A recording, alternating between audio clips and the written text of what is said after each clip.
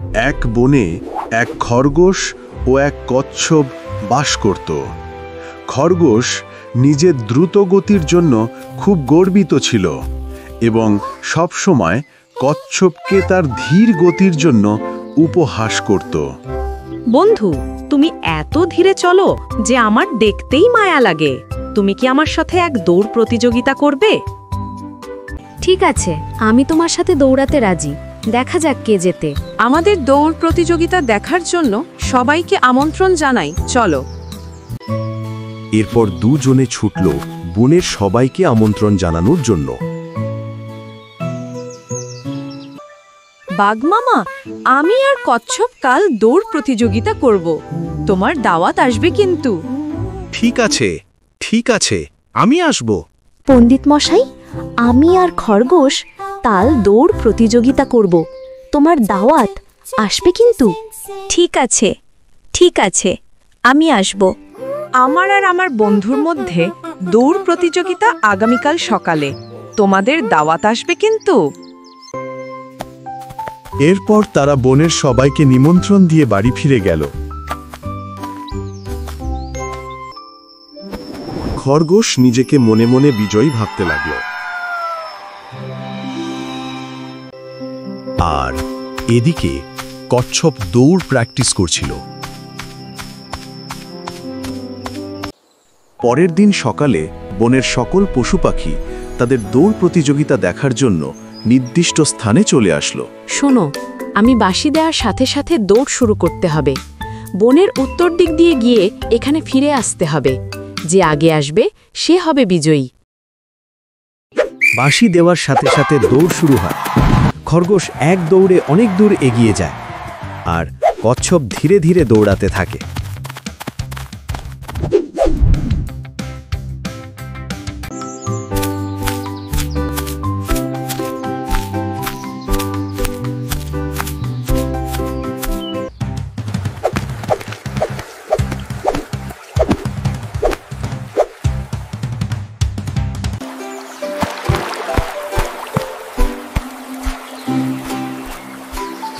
অনেক দূর এগিয়ে যাওয়ার পর খরগোশ ভাবল, যাক একটু ঘুমিয়ে নি। কচ্ছপ তো অনেক অনেক দূরে।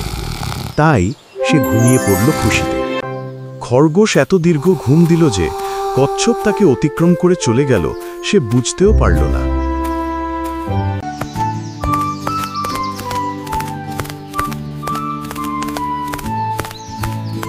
ধীরে ধীরে কচ্ছপ নির্দিষ্ট স্থানে পৌঁছে গেল।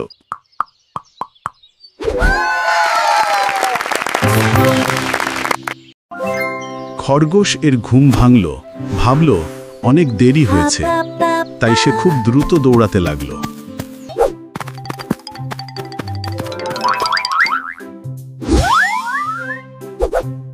যখন সে গন্তব্যে পৌঁছালো, দেখল কচ্ছপ আগেই বিজয়ী হয়ে বসে আছে।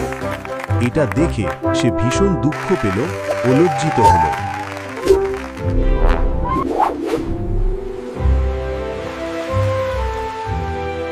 দাদুরা শোনো, আহো, নিজের যোগ্যতার উপর কখনো অহংকার করতে নেই।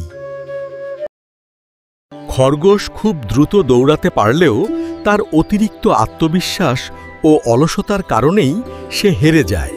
কচ্ছপ ধীর গতির হলেও সে হাল ছাড়েনি এবং স্থিরভাবে নিজের লক্ষ্যের দিকে এগিয়ে গেছে। তাই গল্পের মূল শিক্ষা হলো, ধীর এবং স্থির ব্যক্তিরাই সবশেষে জয়ী হয়। দাদুরা আজকে এ পর্যন্তই। বন্ধুরা, কেমন লাগলো গল্পটা? নিশ্চয়ই ভালো। এরকম মজার মজার গল্প দেখতে এখনই সাবস্ক্রাইব করো। কেমন? ধন্যবাদ তোমাদেরকে।